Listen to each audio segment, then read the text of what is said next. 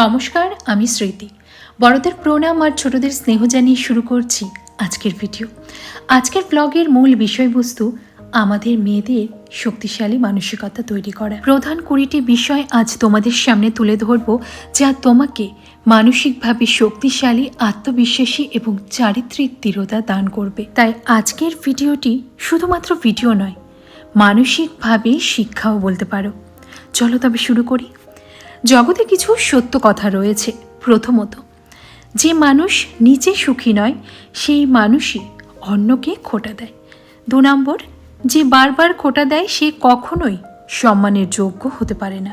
3 নম্বর, বিদ্রূপ সেদিন জিতে যায় যেদিন তুমি তাকে সত্য বলে মেনে নাও। 4 নম্বর, যে নিজের দুর্বলতা দেখায় তাকেই কিন্তু বারংবার আঘাত করা হয়। 5 নম্বর, কাউকে নিচে নামানোর চেষ্টা না করে নিজে উপরে ওঠার চেষ্টা করো। 6 নম্বরে বলবো, যে শান্তভাবে কথা বলে সেই কিন্তু সবচেয়ে বেশি প্রভাব ফেলে, চিৎকার করা মানুষটি নয়। 7 নম্বর, মানুষের কথার পরিচয়ে পরিচিত না হয়ে নিজের পরিচয়ে পরিচিত হও। 8 নম্বর, যাকে বারবার উপেক্ষা করা হয়েছে, যাকে বারবার মানিয়ে নিতে হয়েছে, তাকে বোঝানো হয়েছে তার চাহিদা কম গুরুত্বপূর্ণ, তাকেই বিদ্রূপ সবচেয়ে বেশি আঘাত করে। 9 নম্বর, কেউ যদি তোমার স্বপ্নকে অবাস্তব বলে, উত্তরটা দাও, আমি চেষ্টা করতে ভয় পাই না।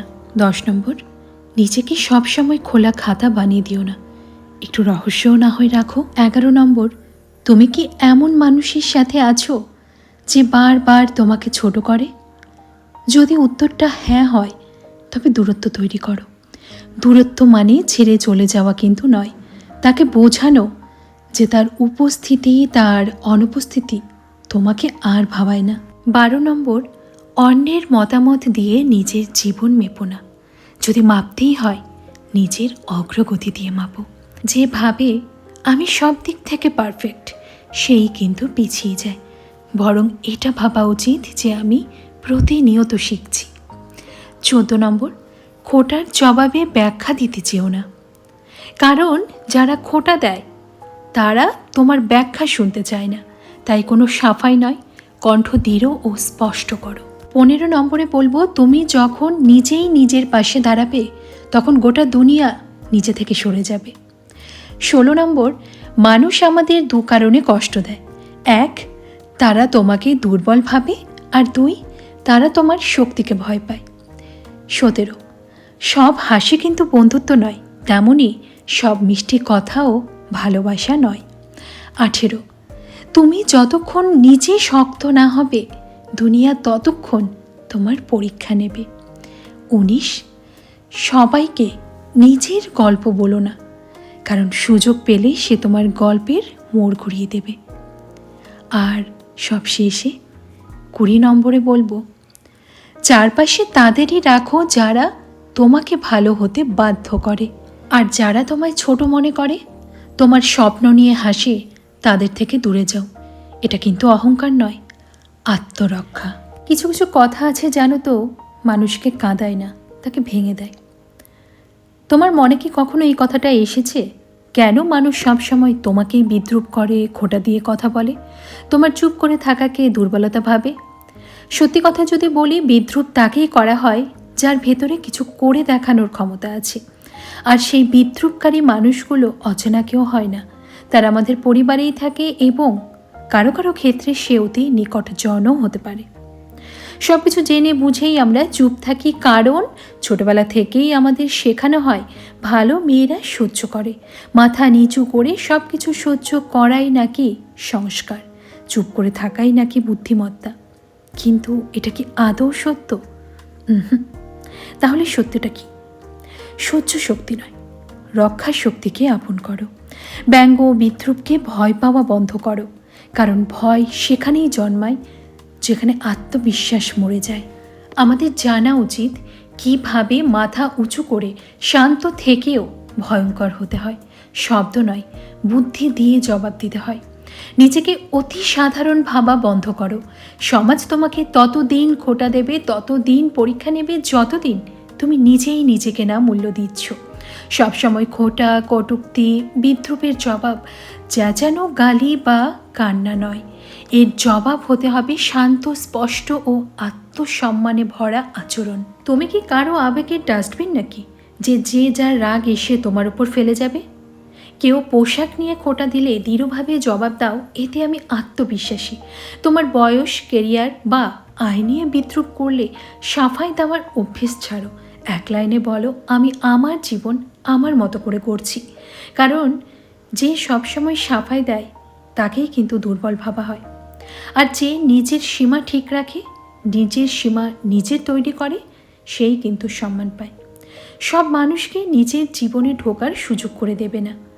তাদের সব প্রশ্নের উত্তর দেওয়া কিন্তু তোমার দায়িত্ব নয়। ছোটবেলা থেকে আমাদের কেউ শেখায় না যে আত্মসম্মানও একটা বড় মূল্য। কেউ বিদ্রূপ করলে সঙ্গে সঙ্গে তার উত্তর না দিয়ে কিছু সেকেন্ড আগে ভাবো যে সেই প্রমাণটা কি করতে চাইছে।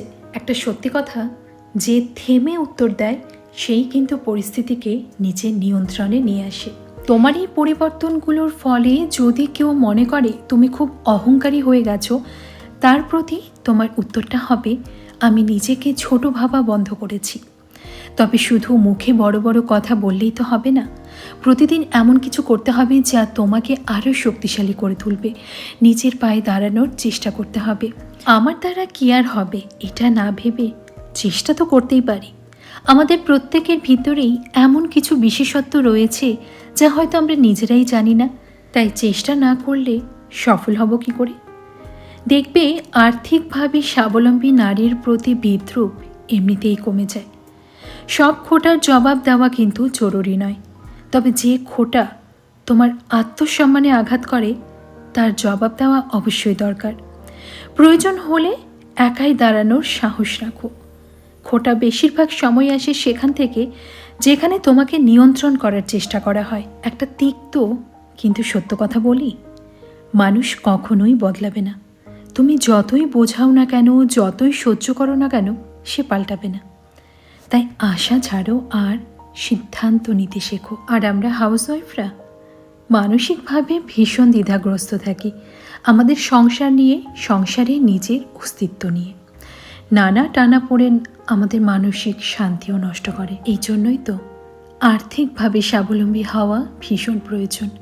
হোক না ছোট্ট কিছু, হোক না অল্প কিছু, তবুও সেটা আমার পরিশ্রমে অর্জিত অর্থ।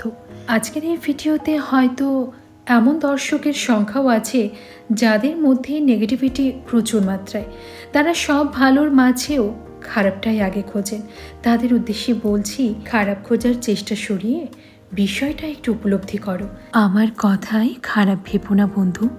জীবনে কিছু করতে গেলে মন থেকে হিংসে আগে সরানো উচিত। ওই যে প্রথম পয়েন্টেই বলেছিলাম না, যে মানুষ নিজে সুখী নয় সেই মানুষই অন্যকে খোঁটা দেয়। তার না পাওয়ার বেদনা কিংবা তার অপরিপূর্ণ জীবন, সেটা যখন অন্যের মধ্যে পরিপূর্ণে ভরা দেখে, সেখান থেকে হিংসে তৈরি হয়। আর সেই হিংসে যে কি মারাত্মক হতে পারে। যাকে শুভ বুদ্ধি সকলের মধ্যে উদয় হোক, আমাদের সমাজ শুভময় হয়ে উঠুক। যদিও এটি দিবা স্বপ্ন ছাড়া আর কিচ্ছু নয়, তবুও না হয় ভাবি, এই যে আমার সুন্দরীরা, কথাগুলো শুনে কিছু কি ভাবতে বসেছ? শুধু ভাবলেই হবে না, জীবনে যখন যেখানে যেরকমভাবে প্রয়োজন এর প্রয়োগও করতে হবে, তাই তো? আজকের ব্লগটি তোমাদের কেমন লাগলো কমেন্টে জানার অপেক্ষায় রইলাম। সবাই খুব ভালো থেকো, সুস্থ থেকো। আর নতুনরা ভিডিও দেখে চলে গেলে কিন্তু হবে না, লাইক সাবস্ক্রাইব অবশ্যই চাই। সবাই ভালো থেকো, সুস্থ থেকো। আসি।